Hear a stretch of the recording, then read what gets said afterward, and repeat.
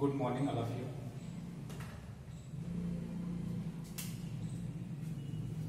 Twelfth class के physics में जैसा कि हमको बताया गया कि आपने यूनिट फर्स्ट और यूनिट सेकंड पढ़ लिया है, तो हम लोग यूनिट थर्ड से स्टार्ट करते हैं। जो यूनिट थर्ड है आपकी, उसके पहले टॉपिक से स्टार्ट करते हैं। यूनिट थर्ड का जो फर्स्ट टॉपिक है वो मैग्नेटिक इफेक्ट ऑफ करंट है। Magnetic effect of current.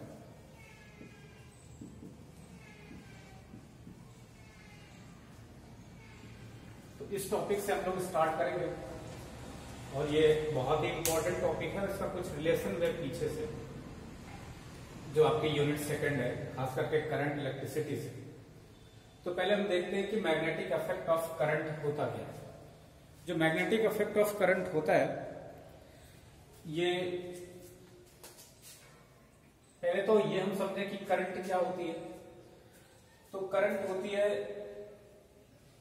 अगर हम इलेक्ट्रिक करंट की बात करते हैं तो इलेक्ट्रिक करंट होती है rate of flow of charge with respect to time, dq over dt। ये I होता है।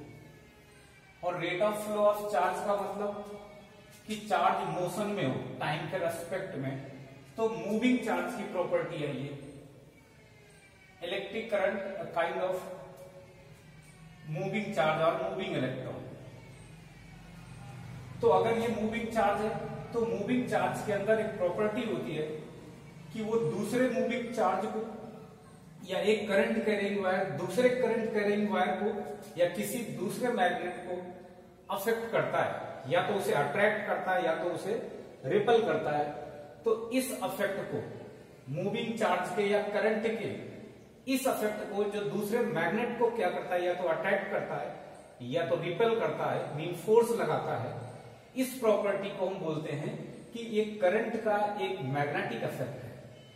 इसका मतलब ये हुआ कि कोई करंट कैरिंग वायर है, या आप ये बोल सकते हैं कि कोई करंट है या कोई मूविंग चार्ज है। तो मूविंग चार्ज के अंदर ये प्रॉपर्टी होती है कि वो एक मैग्नेटिक फील्ड स्ट्रेंथ या एक मैग्नेटिक फोर्स डेवलप करता है। तो यहां पर करंट क्या करेगा, एक दूसरे करंट के रिंग वायर पे या दूसरे मैग्नेट पे क्या लगाएगा, फोर्स लगाएगा। हमने जब चार्ज के बारे में इससे पहले डिस्कस करा था, तो चार्ज क्या होता है, मैंने कहा था कि जो रेस्ट चार्ज होता है, रेस्ट चार्ज की प्रॉपर्टी होती थी कि वो इलेक्ट्रिक फील्ड प्रोड्यूस करता है। It produces the electric field. ये रेस्ट चार्ज की प्रॉपर्टी होती है। लेकिन जो मूविंग चार्ज है, मूविंग चार्ज की प्रॉपर्टी जो होती है, it produces both electric field as well as magnetic field. Electric field तो प्रोड्यूस ही करेगा, चार्ज है तो, और अगर ये मोशन में आ गया तो ये क्या प्रोड्यूस करेगा, मैग्नेटिक फील्ड भी प्रोड्यूस करेगा। और इसको सबसे पहले स्टर्ड साइंटिस्ट थे, उन्होंने बताया कि अगर कोई भी चार्ज मोशन में आ गया तो उस मूविंग चार्ज की प्रॉपर्टी ये है कि वो एक अपने ही जैसे करंट करेंगे या मोशन में चार्ज को क्या करता है, डेविएट करता है, उस पर फोर्स लगाता है। तो ये देखा गया कि जो मूविंग चार्ज होते हैं, मतलब जो करंट होती है, वो अपने अराउंड मैग्नेटिक फील्ड का डेवलपमेंट करती है। तो मूविंग चार्ज क्या करता है, ये मैग्नेटिक फील्ड डेवलप करता है, और इलेक्ट्रिक फील्ड तो डेवलप करेगा ही करेगा, आप इसे नहीं मना कर सकते हैं। तो मूविंग चार्ज प्रोड्यूसर, ये दोनों प्रोड्यूस करेगी magnetic field and electric field both.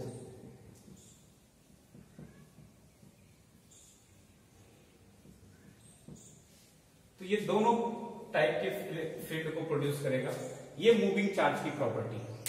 तो मूविंग चार्ज को हमने करंट से बताया, हमने पहले भी बात करी कि जो करंट होती है वो क्या होती है, rate of flow of charge, मतलब फ्लो ऑफ चार्ज, मतलब मूविंग चार्ज की बात कर रहे हैं। Rate of flow of charge को, फ्लो ऑफ चार्ज को हम क्या बोलेंगे, इसको कहेंगे कि ये करंट है। और करंट का मतलब ही होता है फ्लो से, with respect to time. With respect to time ये जो होगा फ्लो, इसी को हम इलेक्ट्रिक करंट कहते हैं। तो rate of flow of charge, और चार्ज हमने आपको क्या बताया कि चार्ज होता है ड्यू टू इलेक्ट्रॉन। इसका मतलब इलेक्ट्रॉन या पॉजिटिव चार्ज के मोशन की बात करें तो जो डायरेक्शन ऑफ करंट होगी, इसको भी आपने पढ़ा होगा करंट इलेक्ट्रिसिटी में। जो डायरेक्शन ऑफ करंट होती है, ये थोड़ा बेसिक है, पीछे का हल्का सा जान जाएंगे तो बेहतर होगा।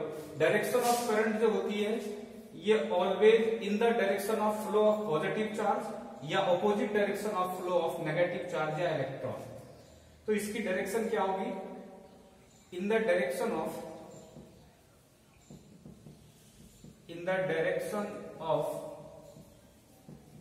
फ्लो ऑफ पॉजिटिव चार्ज या इन ऑपोजिट डायरेक्शन ऑफ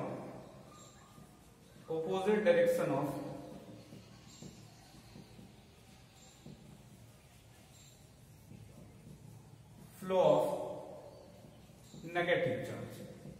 ये तो इलेक्ट्रिक करंट की डायरेक्शन है, आपको डायरेक्शन आनी चाहिए। तो इलेक्ट्रिक करंट एक मूविंग चार्ज, और मूविंग चार्ज की प्रॉपर्टी है develop the electric and magnetic both kind of field around it. Then उसमें से हम इलेक्ट्रिक फील्ड अर्लियर क्लासेस में या अर्लियर चैप्टर में पढ़ चुके हैं।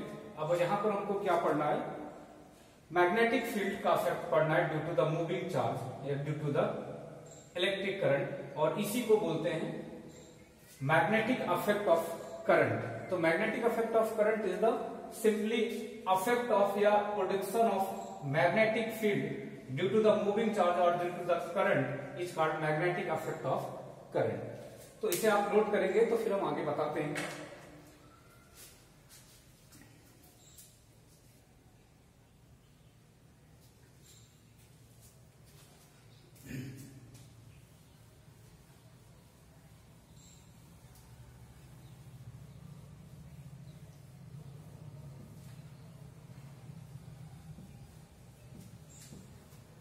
इस टॉपिक में जो सबसे पहली बात पढ़नी है वो ये पढ़नी है कि हम लोग ये तो जानते हैं कि कोई मूविंग चार्ज होगा या कोई करंट कैरिंग वायर होगा जिसके अंदर इलेक्ट्रॉन मूव कर रहे होंगे। अल्टीमेटली मतलब यही हुआ कि चार्ज मूव कर रहा होगा, तो वो मैग्नेटिक फील्ड प्रोड्यूस करेगा अपने around.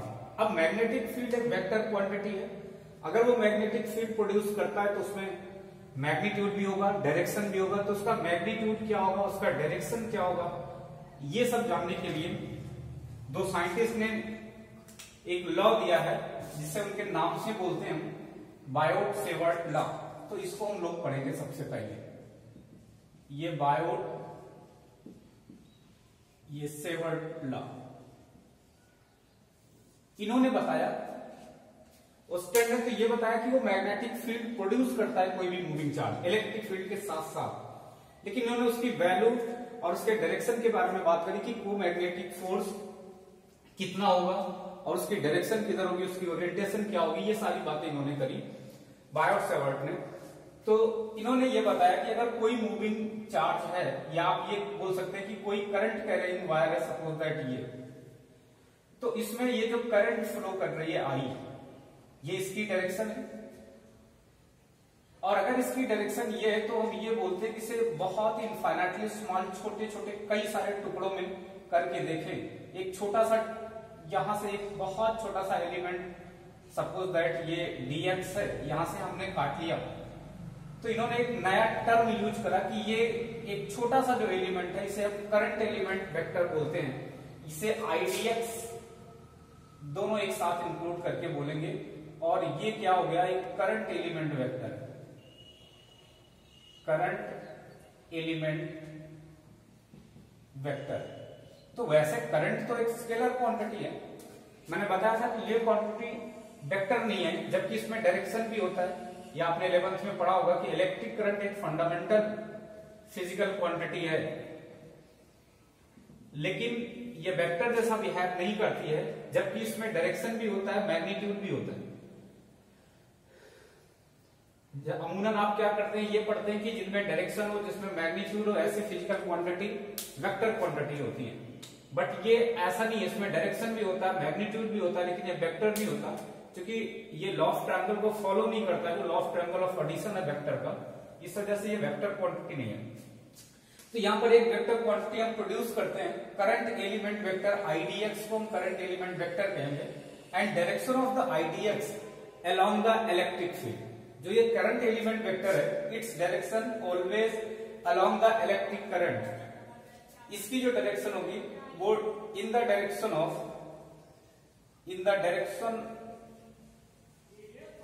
Of magnetic field, sorry electric current होगी.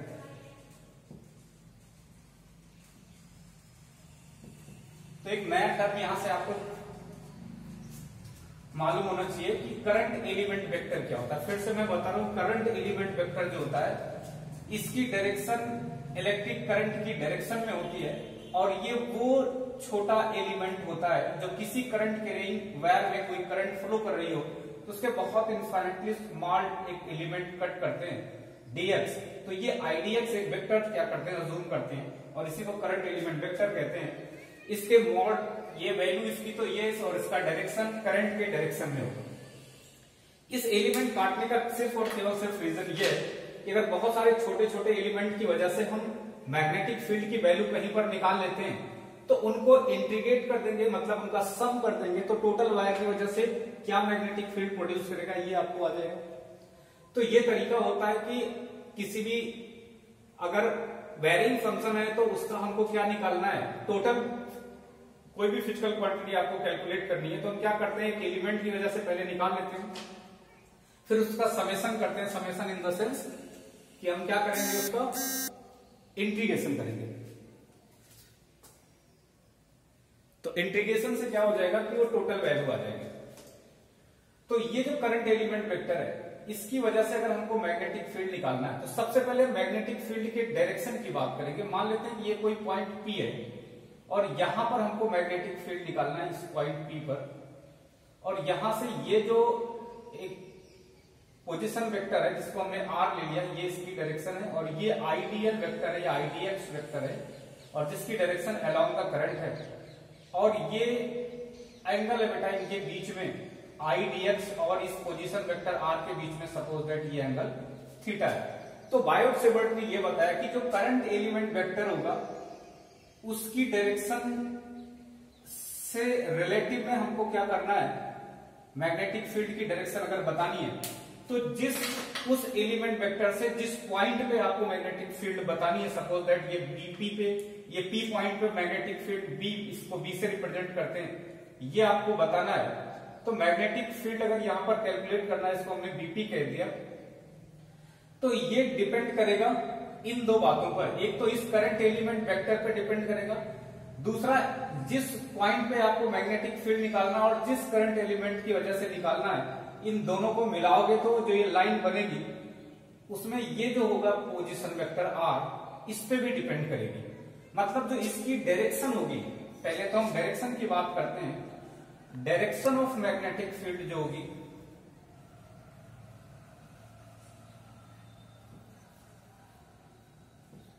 ये डिपेंड करेगी दो बातों पे. डिपेंड्स ऑन, एक तो आईडीएक्स वेक्टर पे और दूसरा पोजीशन वेक्टर पे. ये जो आर है आपका, और इसकी जो डायरेक्शन होगी वो इन दोनों वेक्टर के क्रॉस प्रोडक्ट के डायरेक्शन में होगी. मतलब अगर इसकी हम डायरेक्शन की बात करें तो डायरेक्शन ऑफ बी जो होगा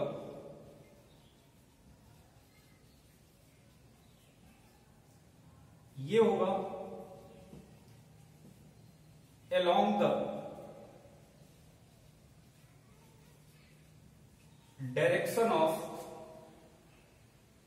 IDX vector and cross इस R वेक्टर. तो इस R वेक्टर की केवल डायरेक्शन लेंगे तो किसी भी वेक्टर की केवल डायरेक्शन लेने का मतलब ये होता है कि उसका हम यूनिट वेक्टर ले लेंगे, तो हम ये बोल देंगे कि ये इस पे डिपेंड करता है, तो इसकी डायरेक्शन ये डायरेक्शन होगी IDX क्रॉस R कैप. मतलब अगर हम इस डायरेक्शन के साथ अगर इसके मॉड पे कहेंगे तो आप बोलेंगे mod of this vector. Cross product का मतलब ही क्या होता है, अगर जैसे हमने कहा कि A क्रॉस B है, इसकी डायरेक्शन में कोई वेक्टर है, तो direction of C, suppose that ये कोई C वेक्टर है जो आ रहा है cross product of vector A and B, तो डायरेक्शन ऑफ C आपको वेक्टर में निकालना बताया गया होगा, जैसे ए है और ये बी है, तो हम ए क्रॉस बी करते हैं, तो जिसको क्रॉस करते हैं और जिस पर क्रॉस करते हैं, अगर इनके बीच का ये एंगल थीटा है, तो अपने राइट हैंड को क्या करते हैं, इस तरीके से अरेंज करते हैं कि चारों पैरेलल फिंगर को क्या करते हैं, उस वेक्टर की डायरेक्शन में रखते हैं, और जिसकी तरफ क्रॉस करना होता है उसकी तरफ ये कर्ल करते हैं। तो थंब जो होता है, direction of thumb, it represents the cross product of A cross B. जैसे आपको बी क्रॉस ए करना है तो आप बी की तरफ रखेंगे, ए की तरफ क्रॉस करेंगे। Then direction of A cross B is perpendicular to this plane and inward, and direction of B cross A is just opposite. It is perpendicular to the plane of board again, but outward. Both are opposite in direction. And magnitude of this A cross B, what will be magnitude of this A cross B? It will be mod of A into mod of B into sine of theta, and theta between angle theta ए और B vector के बीच का angle है, ये आपको ध्यान रखना है। ये पहले भी आपने अर्लियर क्लासेस में you have already studied 11th class में। तो वही चीज यहां है कि आईडीएक्स क्रॉस आर वेक्टर करेंगे तो इसका मैग्नीट्यूड हो जाएगा, इसका मैग्नीट्यूड, किसी भी यूनिट वेक्टर का मैग्नीट्यूड 1 होता है, तो ये यूनिटी 1 हो जाएगा। और साइन थीटा जो होगा वो एंगल बिटवीन आईडीएक्स जो करंट एलिमेंट वेक्टर है और and this position vector r, इनके बीच का एंगल होगा। तो पहली बात तो यहाँ पर डायरेक्शन सभी को समझ में आनी चाहिए कि मैग्नेटिक फील्ड की डायरेक्शन किधर होगी। जो मैग्नेटिक फील्ड की डायरेक्शन होगी उसके लिए एक तो तरीका ये है कि आप आइडियल क्रॉस आर करें, तो आइडियल की डायरेक्शन ये है टेंजेंट के अराउंड होगी। अगर कोई लूपिंग वायर है तो स्ट्रेट वायर है तो अराउंड द करंट की तरफ ही हमेशा हम करेंगे। तो ये चारों फिंगर करंट की तरफ करना है तो करंट एलिमेंट वेक्टर की डायरेक्शन हो जाएगी, और इस पोजीशन वेक्टर की तरफ क्रॉस करना है तो एक तो तरीका ये कि इनवर्ड होगी। दूसरा तरीका है कि आप राइट हैंड रूल लगाएंगे। राइट हैंड रूल में क्या करना है कि अपने राइट हैंड को, जो लेफ्ट हैंडर हो विशेष करके ध्यान देंगे, लेफ्ट हैंड नहीं निकालना है, राइट हैंड को निकालना, और निकालने के बाद ऐसा रखना है कि ये जो आपका राइट हैंड है ये इस तरीके से आप इन सच अ वे इसको ऐसा अरेंज करेंगे, इट्स पैरेलल फोर फिंगर, आप perpendicular, making perpendicular angle with the thumb like this.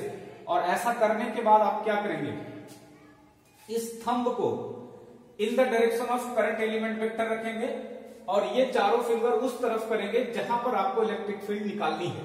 जैसे पी पॉइंट पे निकालनी है तो हम इसकी तरफ करेंगे, और फिर ये जो आपके फोर फिंगर है इनका जो ये फोर्स करने की डायरेक्शन आएगी इनवर्ड, ये डायरेक्शन क्या हो जाएगी, मैग्नेटिक फील्ड की डायरेक्शन हो जाएगी। जैसे इस बीपी पॉइंट पे आपको मैग्नेटिक फील्ड की डायरेक्शन बतानी है तो आप क्या करोगे, पहले आईडीएक्स के अलावा अपना अंगूठा करोगे, ये थंब, और फिर ये अंदर जाने की डायरेक्शन में होगी, तो इनवर्ड होगी इसकी direction, perpendicular to this plane inward. और अगर जैसे यही पॉइंट इधर होता, हमको इधर मैग्नेटिक फील्ड कैलकुलेट करनी होती, तो हम क्या करते, अपनी बार ऐसा करते, क्योंकि हमको इधर करना है तो फिंगर इधर ले जाएंगे, तो ये डायरेक्शन बाहर की तरफ perpendicular to the plane outward जो होगा ये हो जाएगा डायरेक्शन ऑफ बी, अगर इधर निकालना हो।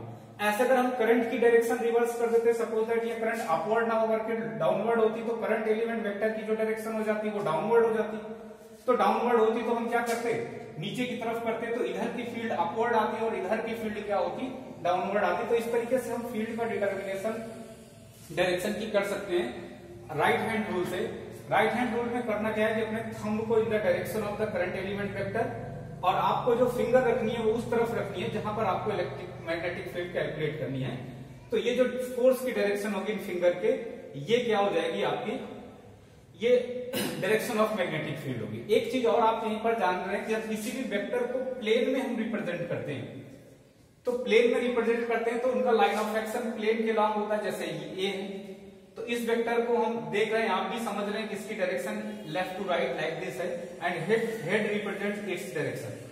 बट अगर किसी वेक्टर को हम ऐसे प्लेन में रिप्रेजेंट करना हो कि perpendicular to the plane of paper और बोर्ड लाइक दिस, ऐसे ऐसे, तो ऐसे ऐसे में दो डायरेक्शन पॉसिबल है, एक तो ऐसे अंदर की तरफ जाए और एक तो बाहर की तरफ जाए।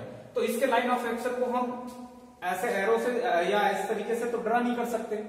तो इसके रिप्रेजेंटेशन का तरीका ये होता है कि जब परपेंडिकुलर टू द प्लेन होता है तो हम इंसर्कल करके इसको रिप्रेजेंट करते हैं, ऐसे करके। और इसका लाइन ऑफ एक्शन रिप्रेजेंट करने का तरीका ये होता है कि जब हम इसमें क्रॉस बनाएंगे तो क्रॉस का मतलब ये होता है कि ये vector perpendicular to the plane है और ये इनवर्ड है, अंदर की तरफ है। और जब इसको हम ऐसा करके डॉट बनाएंगे ऐसे, तो डॉट का मतलब ये होता है कि ये भी कोई वेक्टर है, सपोज दैट ये वेक्टर बी है, ये ए है और ये सी है। तो वेक्टर ए की डायरेक्शन तो आपको दिख रही है प्रॉपर, इसका लाइन ऑफ एक्शन भी दिख रहा है। वेक्टर बी जो है वो परपेंडिकुलर टू द प्लेन है और इनवर्ड है। जैसे अगर ये वेक्टर है और इसकी जो कैप है ये डायरेक्शन ऑफ वेक्टर है और रेस्ट व्हाइट पार्ट जो है ये टेल है, तो इस तरीके से ये वेक्टर है perpendicular to this plane inward and vector C is like this. तो ये आपको ऐसा करेंगे तो सामने से देखेंगे तो केवल पॉइंट ही तो दिखेगा। अगर इसको सामने से वॉच करेंगे, व्यू करेंगे, तो ये केवल पॉइंट दिखेगा, ये पार्ट थोड़ी दिखेगा। तो ये vector perpendicular to the plane है, perpendicular to the plane inward है। ये थोड़ा रिप्रेजेंटेशन है, ध्यान रखना, बार बार डॉट क्रॉस की बात आएगी तो कंफ्यूज नहीं होना है।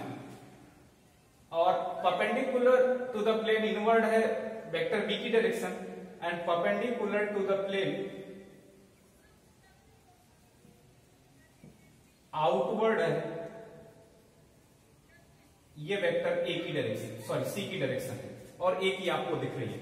तो यहां भी वेक्टर बी की, यहां जो मैग्नेटिक फील्ड की डायरेक्शन है वो किधर आएगी, perpendicular to the plane inward. और आप जानते हैं किसी भी वेक्टर को रिप्रेजेंट करते हैं तो उसकी डायरेक्शन को रिप्रेजेंट करने का तरीका ये होता है कि हम उसके यूनिट वेक्टर से रिप्रेजेंट करते हैं।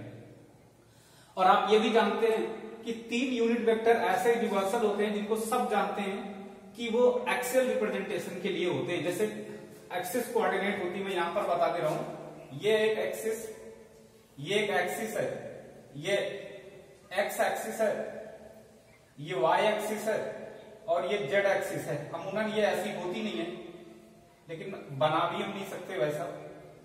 ये माइनस ऑफ वाई है, ये माइनस ऑफ एक्स है। ये जेड ऐसा होता है लाइक दिस, परपेंडिकुलर इसके होता है, ये बाहर होगा, ये वाला अंदर होगा। तो ऐसा बनाया नहीं जा सकता, ये 3D व्यू है तो हमने इसको डॉट लाइन से बना दिया। अब कोई भी वेक्टर हो, अगर वो पॉजिटिव की एक्स एक्सिस में है तो उसकी डायरेक्शन को रिप्रेजेंट करते हैं जिस यूनिट वेक्टर से, ऑलवेज इसको सब जानते हैं, ये यूनिवर्सल एक्सेप्टेंस है कि उसका जो यूनिट वेक्टर होगा वो प्लस में हम आई कैप लेते हैं। It represents the direction of positive x axis and negative x axis represented by the minus of I cap, this unit vector. Positive y axis is represented by the positive j cap and negative j cap by the minus of y axis. Positive z axis is perpendicular to the plane of board like this and outward it is represented by the k cap, while the negative z axis is represented by the minus of k cap. This is the unit vector representation of the x, y, z axis. अब इस axis से represent करते हैं तो ये भी एक type का क्या है, अगर आप यहां पर देखें, अगर सपोज करें कि this plane of board is in X, lie X and Y axis, then magnetic field lie in the z axis and perpendicular to the plane in z axis and inward. तो इसको हम क्या करेंगे, inward को मैंने बताया minus of के cap से रिप्रेजेंट करते हैं, तो इसकी भी डायरेक्शन को माइनस के कैप से भी रिप्रेजेंट कर सकते हैं। तो इसकी बीपी की यहाँ पर डायरेक्शन क्या होगी, या तो हम माइनस के कैप से रिप्रेजेंट करेंगे या क्रॉस से भी रिप्रेजेंट कर सकते हैं। क्रॉस का भी अभी मतलब मैंने बताया perpendicular to the plane of board inward.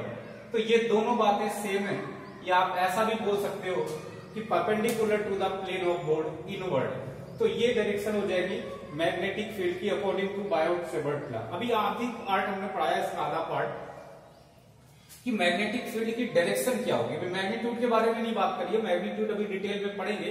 तो सबसे पहले एक एक बात पढ़ते हैं, क्योंकि वेक्टर का सबसे इंपॉर्टेंट जो है वो डायरेक्शन है। अगर आप डायरेक्शन पहचान जाते हो, अच्छे से निकाल लेते हो, तो फिर बाकी आधी समस्या वैसे सॉल्व हो गई। तो बायोट-सेवर्ट लॉ के अकॉर्डिंग किसी भी करंट कैरिंग वायर की वजह से अगर आपको मैग्नेटिक फील्ड कैलकुलेट करना है, तो उस मैग्नेटिक फील्ड को कैलकुलेट करने के लिए हमने जो करंट एलिमेंट वेक्टर लिया, small element cut on the current carrying wire and magnetic field by that element is like this and its direction depends on the ideal vector and position vector R cross product of these two vectors. और ये अगर इसका direction आपको करना है तो right hand rule से मैंने आपको बताया और इस तरीके से आप इसको निकाल सकते हैं। तो ये तो अबाउट डायरेक्शन रहा। इसके बाद हम मैग्नीट्यूड पढ़ेंगे। थोड़ा सा आपको वेक्टर रिवाइज करना पड़ेगा इस पूरे मैग्नेटिज्म के टॉपिक में, क्योंकि मैग्नेटिक फील्ड एक वेक्टर क्वांटिटी है, मैग्नेटिक फोर्स एक वेक्टर क्वांटिटी है। तो इन सब चीजों की बात आई। करंट एलिमेंट एक वेक्टर क्वांटिटी है, तो इनका ट्रीटमेंट भी आपको आना चाहिए।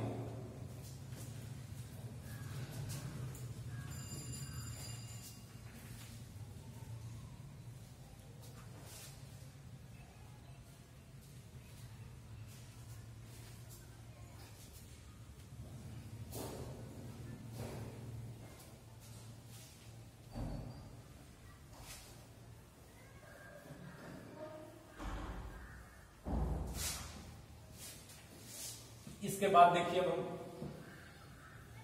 मैग्नेटिक फील्ड को डिटरमाइन करने के लिए मैंने डायरेक्शन की बात कर ली। इसका मैग्नीट्यूड क्या होगा ये बहुत इंपॉर्टेंट है।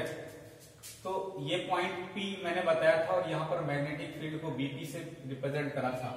तो जो मैग्नीट्यूड ऑफ BP होगा, इस BP का जो मॉड होगा, ये बहुत छोटे से एलिमेंट की वजह से बहुत छोटी मैग्नेटिक फील्ड है, तो इसको हम dB से रिप्रेजेंट करते हैं। पूरे की वजह से अगर B है, इस पूरे वायर की वजह से BP पॉइंट पे है, तो इस छोटे से एलिमेंट IDX की वजह से हमने इस मैग्नेटिक फील्ड को dB लिया है। और ये dB जो होगा ये डायरेक्टली प्रोपोर्शनल होता है इस करंट एलिमेंट वेक्टर के IDX के, इसके मॉड के डायरेक्टली प्रोपोर्शनल होगा। दूसरा ये dB जो होगा it is inversely proportional to the square of the position vector R। तो अगर इसके कंबाइंड इफेक्ट को देखें तो ये मैग्नेटिक फील्ड का जो मैग्नीट्यूड है it depends on the IDX over R square like this. इस प्रोपोर्शनलिटी को हटाएंगे तो ये मीडियम की परमेबिलिटी पर भी डिपेंड करता है कि उसकी मैग्नेटिक परमेबिलिटी क्या है। और इस प्रोपोर्शनलिटी को हटाते हैं तो एयर की परमेबिलिटी के हिसाब से जो कांस्टेंट आता है सुटेबल वो होता है म्यू नॉट अपॉन 4 पाई IDX। और ये जो IDX होता है ये क्रॉस में उस वेक्टर के भी मॉड पे डिपेंड करता है। मतलब ये IDX क्रॉस R कैप मैंने बताया भी था कि ये इस पे डिपेंड करता है पूरा का पूरा। तो ये भी इस पे डिपेंड करेगा IDX क्रॉस R कैप, या इसको हम और मॉडिफाई करके लिखें तो IDX क्रॉस R कैप का मतलब ये कोई दो वेक्टर का क्रॉस मैंने बताया था magnitude of first vector into magnitude of second vector into sine theta, और थीटा एंगल इन दोनों के बीच का होगा। तो यहां से इसको हम ऐसा लिख सकते हैं कि IDX ये इसका मॉड हो गया और R कैप का जो मैग्नीट्यूड होगा वो एक यूनिट वेक्टर है तो 1 होगा, तो 1 हम ऐसे लिखते नहीं है, तो IDX हो गया और उनके दोनों के बीच का जो एंगल होगा उसका साइन, तो ये हो जाएगा आपका साइन थीटा और अपान में R स्क्वायर, ये होगा आपका मैग्नीट्यूड ऑफ मैग्नेटिक फील्ड। और डायरेक्शन कैसे निकालना वो हमने बताया। तो ये बायोट-सेवर्ट ने ये रिजल्ट बताया था कि जो मैग्नेटिक फील्ड होगा किसी भी करंट एलिमेंट वेक्टर की वजह से किसी पर्टिकुलर पॉइंट पे, तो वो small magnetic field depends on the current element vector and angle sine of angle between current element vector and position vector and also depends this position vector के square के inverse के। तो ये हो जाएगा आपका dB को हम डायरेक्ट लिखें तो ये आ जाएगा म्यू नॉट अपान 4 पाई IDX साइन थीटा अपान में R स्क्वायर, ये होगा। और डायरेक्शन के लिए मैंने बताया कि डायरेक्शन आपको कैलकुलेट करने का जो तरीका है वो यही है कि आप क्या करेंगे, अपने राइट हैंड को इस तरीके से करेंगे कि अंगूठा जो होगा वो करंट एलिमेंट वेक्टर की डायरेक्शन में होगा, तो ये क्या हो जाएगा, जो हमारी पैरेलल फिंगर होंगी इनमें जो पुश करने की डायरेक्शन होगी वो मैग्नेटिक फील्ड को रिप्रेजेंट करेगी। अब इसके वेक्टर फॉर्मेट को देख लेते हैं। मैग्नीट्यूड देख लिया, डायरेक्शन देख लिया, तो पूरे वेक्टर को मर्ज करते हैं तो कैसा आएगा। तो dB को वेक्टर फॉर्मेट में देखेंगे तो vector dB is equal to mu naught I dx sine theta, ये तो आपका मैग्नीट्यूड हो गया, अपान 4 पाई आर स्क्वायर, ये मॉड हुआ। अब इसकी डायरेक्शन को हमने यहां पर किससे लिख लिया, परपेंडिकुलर टू द प्लेन। तो एक तो तरीका है कि हम इसको क्या करते हैं कि परपेंडिकुलर टू द प्लेन लिखें इस तरीके से कि माइनस ऑफ के कैप, वो तो पर्टिकुलर इसकी डायरेक्शन हुई। लेकिन अगर हमको जनरल रिप्रेजेंटेशन दिखाना है तो जनरल रिप्रेजेंटेशन में क्या होगा, ये म्यू नॉट आई dx ये एक वेक्टर होगा, क्रॉस आर कैप की डायरेक्शन होगी, ये इसका जनरल रिप्रेजेंटेशन होगा, अपान में 4 पाई आर स्क्वायर ये होगा। क्योंकि ये साइन थीटा और ये चीज इसी से आई हुई है, आर कैप की हमने direction I dx R cap की डायरेक्शन जो ली, तब वो माइनस ऑफ के कैप अंदर आया और मैग्नीट्यूड इन दोनों का आई dx क्रॉस आर का वो आई dx साइन थीटा हो जाएगा, क्योंकि इसका मैग्नीट्यूड 1 होगा। अब यहां से आप एक चीज वेक्टर में पढ़ चुके होंगे कि जो यूनिट वेक्टर होता है it equals to vector upon mod of vector. किसी का भी यूनिट वेक्टर क्या होता है, उस वेक्टर का रेशियो होता है उसी के खुद के मैग्नीट्यूड का, मैग्नीट्यूड के साथ। तो ये आपका यूनिट वेक्टर होगा, और अगर इस यूनिट वेक्टर की डायरेक्शन इस मैग्नेटिक फील्ड में आप पुट करेंगे तो dv इज इक्वल्स टू क्या हो जाएगा, म्यू नॉट आई dx, और इसकी जगह पे जो ये है ये हो जाएगा क्रॉस आर, अपान में ये बेटा आ जाएगा, यहां पर ऑलरेडी 4 पाई आर स्क्वायर था, तो ये आर इसका फिर से ये मॉड ऑफ वेक्टर हो जाएगा, और ये दोनों आपस में मल्टीप्लाई होंगे, तो ये इसका वेक्टर रिप्रेजेंटेशन आ सकता है म्यू नॉट आई अपान 4 पाई ये dx cross R upon R cube हो जाएगा। ये इसको ऐसे भी रिप्रेजेंट करते हैं, इसके रिप्रेजेंटेशन के और भी तरीके हैं। अब इसको हम क्या करते हैं कि जैसे ऊपर करा है कि ये dx क्रॉस आर की, आई dx क्रॉस आर की जो डायरेक्शन होगी वो क्या होगी, अंदर के k कैप की होगी, तो साइन थीटा के साथ इसको हम लिख सकते हैं, ऐसा भी कर सकते हैं। तो ऐसा भी इसको हम लिख सकते हैं कि ये dv हो जाएगा, ये बात वही आ जाएगी कि ये हो जाएगा आपका mu naught I dx into R लिखेंगे यहां पर, तो आर से आर कैंसिल हो जाएगा, नीचे आर स्क्वायर हो जाएगा, तो ये आई dx साइन थीटा अपान में आ जाएगा आपका 4 पाई आर स्क्वायर, और इसकी जो डायरेक्शन होगी इन दोनों के क्रॉस प्रोडक्ट की वो अगेन इनवर्ड होगी, तो उस इनवर्ड का हम क्या करेंगे, प्रॉपर वेक्टर ले लेंगे ये, तो माइनस के है। तो किसी भी तरीके से भी आप इसको रिप्रेजेंट कर सकते हैं, ये इसका वेक्टर फॉर्मेट है। कई बार एग्जाम में पूछा है कि वेक्टर फॉर्मेट क्या होगा इसका, बायोट-सेवर्ट लॉ का करंट एलिमेंट वेक्टर की वजह से या करंट एलिमेंट की वजह से क्या होगी, मैग्नेटिक फील्ड।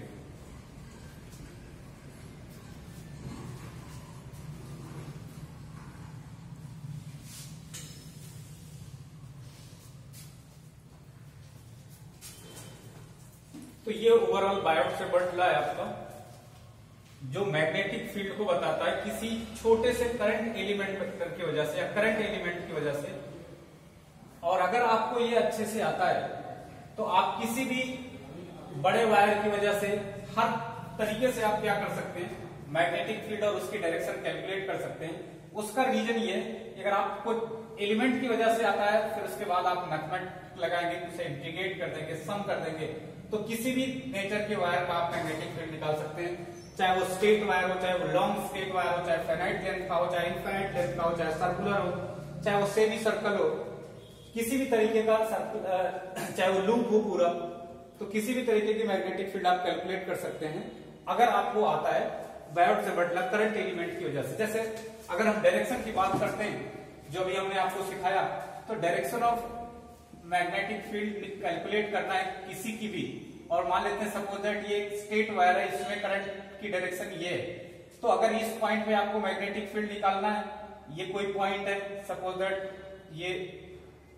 P पॉइंट है, यहां से इसकी डिस्टेंस R है, तो अगर आपको यहां पर मैग्नेटिक फील्ड निकालना है तो मैंने बताया कि वही वाला तरीका लगाएंगे, तो इस पे डायरेक्शन मैग्नेटिक फील्ड की क्या आ जाएगी, डायरेक्शन ऑफ B यहां पर आ जाएगी, ये B की जो डायरेक्शन आएगी वो क्रॉस आएगी। क्रॉस का मतलब मैंने बताया perpendicular to the plane inward, या यहां पर पूछेगा तो कैसी आ जाएगी, डॉट आ जाएगी इस पॉइंट पे। डॉट कैसे आ जाएगी, आप ऐसा करेंगे तो ये बाहर की तरफ आएगी, इसको हम डॉट से करेंगे।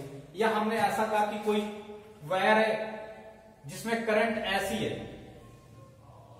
ये अंदर की तरफ से बाहर की तरफ करंट आ रही, कोई वायर ऐसा है, ये बेटा आई की डायरेक्शन है, ये करंट की डायरेक्शन है आई की, ये करंट है और इसकी डायरेक्शन कैसा है कि परपेंडिकुलर टू द बोर्ड, ऐसे वायर रखा हुआ है, ऐसे आ रहा है। तो ऐसी सिचुएशन में आपको अगर ये कोई पॉइंट है x और ये कोई पॉइंट है y, यहां पर आपको मैग्नेटिक फील्ड की डायरेक्शन बतानी है, direction of bx suppose that बताना है एंड डायरेक्शन ऑफ by बतानी है। तो आप क्या करेंगे इन दोनों के डायरेक्शन के लिए, आप ये देखेंगे कि ये वायर ऐसा है, इस तरीके का वायर है और इसमें करंट के डायरेक्शन ये कैप के अलॉन्ग है ऐसे।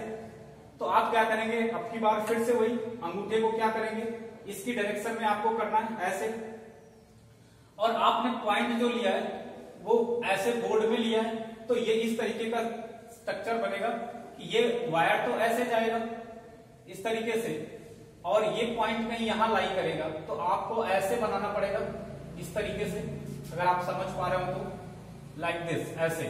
तो ये पॉइंट अगर यहां लाई करेगा तो डायरेक्शन ऑफ मैग्नेटिक फील्ड किधर होगी, ये इस तरीके से ऐसी डायरेक्शन आएगी, इसका लाइन ऑफ एक्शन प्लेन में आ जाएगा, तो यहां पर मैग्नेटिक फील्ड की डायरेक्शन ऐसे आएगी। और अगर इसको हम नेगेटिव का एक्स एक्सिस लें तो ये माइनस ऑफ एक्स एक्सिस में आएगा या माइनस आई कैप में आएगा, तो ये बी एक्स की डायरेक्शन होगी। और बिल्कुल सिमिलरली अगर वायर को हम ऐसे रेंज देते हैं और इधर आपको मैग्नेटिक फील्ड निकालना है, तो अगेन दाहिने हाथ को आप ऐसे करेंगे और इसकी तरफ ये आएगा आपका फिंगर ऐसे, और ये मैग्नेटिक फील्ड की डायरेक्शन है करंट एलिमेंट वेक्टर की, तो इसकी जो डायरेक्शन होगी वो इधर होगी। आप देखेंगे बिल्कुल सर्कुलर फैशन में मैग्नेटिक फील्ड की डायरेक्शन आएगी, it will be we.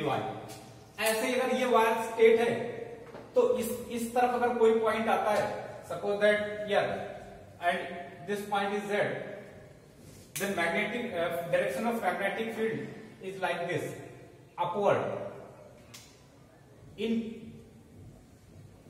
board plane ऐसे। और अगर आप इधर पॉइंट देखते हैं तो इधर भी पॉइंट क्या होगा, अगर ये ऐसे है तो ये क्या होगा, डाउनवर्ड आएगा, तो मैग्नेटिक फील्ड की डायरेक्शन इस पॉइंट पे किधर होगी, डाउनवर्ड होगी। ऐसे यहां पॉइंट लेंगे, यहां पॉइंट लेंगे, तो आप ये देखेंगे कि बिल्कुल सर्कुलर फैशन में एक सर्कुलर लूप को बनाता हुआ मैग्नेटिक फील्ड की डायरेक्शन आएगी या मैग्नेटिक लाइंस ऑफ फोर्सेस आएंगी। तो इस तरीके से हम क्या कर सकते हैं कि किसी भी नेचर का वायर हो और उसका अगर करंट एलिमेंट वेक्टर हमको पता है, उसके करंट की डायरेक्शन पता है, देन हम क्या कर सकते हैं, we can determine the direction of magnetic field. अब जैसे दूसरी मैग्नेटिक फील्ड यहीं पर हम बताते हैं, ये एक मैग्नेटिक फील्ड है, सपोज दैट ये करंट एलिमेंट वेक्टर की डायरेक्शन है, इसको हमने क्रॉस से रिप्रेजेंट करा है, तो meaning of cross is that direction of electric current is perpendicular to the board inward like this. ये क्या है, ये पेन एक करंट का रिंग वायर है और इसमें इलेक्ट्रिक करंट की डायरेक्शन इस कैप के अलॉन्ग है, तो करंट एलिमेंट वेक्टर भी इस कैप के अलॉन्ग होगा, और अगर इस कैप के अलॉन्ग होगा तो इस तरीके से ये क्या करेगा, अंदर की तरफ करंट जाएगी और अंदर की तरफ करंट जाएगी। तो मैंने फिर वही कहा कि आपको क्या करना है, अंगूठे को अपने करंट की तरफ रखना है, जैसे वहां भी आप करंट की तरफ रखते थे तो करंट की तरफ रखेंगे, और हर वेरियस पॉइंट पे, जैसे यहाँ कोई पॉइंट है, यहाँ कोई पॉइंट है, यहाँ कोई पॉइंट है, यहाँ कोई पॉइंट है, जहां कहीं भी आपको क्या करना है, मैग्नेटिक फील्ड को डिटरमाइन करना है, देन आप ऐसे करके ये क्या होगा, डाउनवर्ड हो जाएगा आपका, इधर मैग्नेटिक फील्ड आ जाएगी, ये बी की डायरेक्शन होगी। अगर आपको ऐसे ऊपर ये पॉइंट पे लाना है तो फिर से आप क्या करेंगे, आप देखेंगे कि ये आपका ऐसा है, आप अपने राइट हैंड को, लेफ्ट हैंड पर विशेष ध्यान देंगे, लेफ्ट हैंड नहीं यूज करना है ऐसे करके, तो आप देखेंगे इधर क्या हो जाएगी, ये अपवर्ड डायरेक्शन में होगी ऐसे, ये भी बी की डायरेक्शन होगी। और अगर आप क्या करते हैं, इस पॉइंट को ऐसे लेते हैं और यहां पर आपको करना है, यहां पर, तो आप ये देखेंगे कि हमको इसको इसके डायरेक्शन में करना है ऐसे, इस तरीके से लाइक दिस। तो ये पॉइंट तो यहां आ जाएगा, अगर इस पॉइंट पे आपको करना है, ध्यान से देखेंगे ऐसे, ये तो अंदर होगा ऐसे, तो ये हो गया, और इधर हमने करा तो इधर अंदर को करेंगे तो ये इस तरीके से आ जाएगा, और अगर इधर की बात करेंगे तो इधर भी अंदर ऐसे करेंगे तो ये इस तरफ से आ जाएगा, ये इधर आएगा आपका मैग्नेटिक फील्ड। और डाउनवर्ड वाले की बात करेंगे ऐसे नीचे की तरफ, तो इसकी मैग्नेटिक फील्ड की डायरेक्शन अगर ऐसे करते हैं तो ये इधर की तरफ आएगा, लाइक दिस, ऐसे देख पा रहे होंगे इस तरीके से। ये भी बी की डायरेक्शन है। तो आप किसी भी तरीके का वायर आप उसकी डायरेक्शन बता सकते हैं। जैसे ये ऑब्लिक वायर कर दिया मैंने, ऐसे डायरेक्शन कर दिया कि ये आई की डायरेक्शन है, तो यहां पर बी की डायरेक्शन बता दो यहां पर, तो आप क्या करेंगे, सीधे से यहां परपेंडिकुलर लाइन ऐसे करेंगे और इसकी डायरेक्शन अगर इधर की तरफ है तो आप इस तरीके से करेंगे तो ये इनवर्ड आ जाएगा। तो मैग्नेटिक फील्ड की डायरेक्शन डिटरमाइन करने का जो राइट हैंड रूल बताया उसको एक बार चाहे आप फिर से सुन लें कि आपको क्या करना, अपने राइट हैंड को फैलाना और थंब की डायरेक्शन को रिप्रेजेंट करना इलेक्ट्रिक करंट से। ये जो चारों पैरेलल फिंगर होंगी इनके जो पुश की डायरेक्शन होगी वो मैग्नेटिक फील्ड को रिप्रेजेंट करेगी। क्योंकि डायरेक्शन पे बहुत सारे क्वेश्चन पूछे जाते हैं एग्जाम में।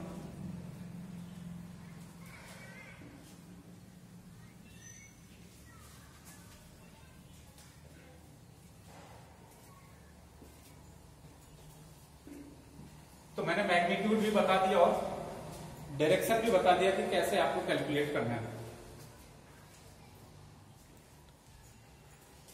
मैग्नीट्यूड मैंने बताया कि dB का जो मॉड होगा ये दो बातों पे डिपेंड करेगा, मतलब म्यू नॉट अपान 4 पाई आई dx साइन थीटा अपान में आर स्क्वायर। तो ये अगर छोटा सा एलिमेंट है ये आई dx और ये पोजीशन है और ये इसका पोजीशन वेक्टर ये आर है, और तो थीटा भी आप जानते रहे कि इसके बीच का एंगल है, तो ये इसका साइन होगा, मतलब mu naught I dx sine theta upon square. तो थीटा ये एंगल होगा करंट एलिमेंट वेक्टर का और इस पोजीशन वेक्टर के बीच का, ये हमेशा आपको ध्यान रखना है। तो इसका इस तरीके से आ जाएगा अकॉर्डिंग टू बायोट-सेवर्ट, और डायरेक्शन इसके लिए हमने बता ही दिया। तो ये आज का आपका पूरा बायोट-सेवर्ट के बारे में रहा कि आप कैसे क्या करेंगे किसी करंट एलिमेंट वेक्टर की वजह से मैग्नेटिक फील्ड, किसी भी करंट कैरिंग वायर या किसी भी मूविंग चार्ज की वजह से हमको कैसे कैलकुलेट करना है। तो एक छोटा सा एलिमेंट की वजह से आ गया। अब इस छोटे से एलिमेंट की वजह से हमको क्या करना है, अगर मैग्नेटिक फील्ड कैलकुलेट करना है बड़े वायर के लिए, तो वो इसी के अप्लाई करके, इसी के एप्लीकेशन का यूज करके हम क्या करते हैं, मैग्नेटिक फील्ड कैलकुलेट करते हैं। तो अब इसके बाद हम लोग पढ़ेंगे एप्लीकेशन ऑफ बायोट-सेवर्ट लॉ।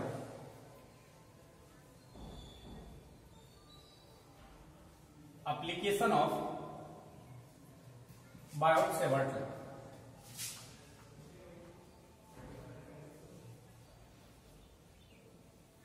और जो इसका एप्लीकेशन है, एक तो पहला है calculation of magnetic field due to the long wire.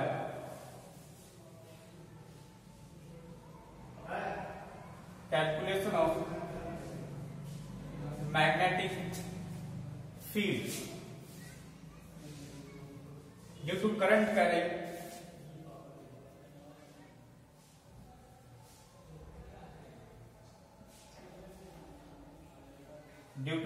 Carrying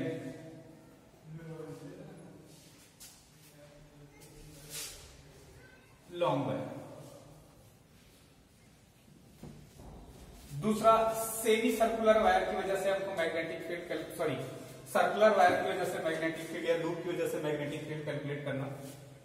तो सबसे पहले हम इसी को स्टार्ट करेंगे, फिर स्टेप बाय स्टेप एक को देखते जाएंगे। तो अब हम लोग पढ़ेंगे calculation of magnetic field due to the current carrying long wire. इसकी वजह से मैग्नेटिक फील्ड पढ़ेंगे। तो इसको हम लोग नेक्स्ट टर्म से स्टार्ट करते हैं, calculation of magnetic field due to current carrying long wire. आप पीछे वाला रिवाइज कर लेंगे और ये पॉइंट अच्छे से मालूम होंगे, तो इसी का एप्लीकेशन करके हम इस पूरे टॉपिक में जब भी हमको मैग्नेटिक फील्ड कैलकुलेट करनी होगी तो हम इसके अलावा और कोई कंसेप्ट नहीं लगाएंगे। तो ये आपको ध्यान रखना है, ठीक है भाई। और जो कोई चीज ना समझ में आए तो कमेंट करिएगा, तो उसको हम बताने की कोशिश करेंगे। ठीक है फिर, थैंक यू।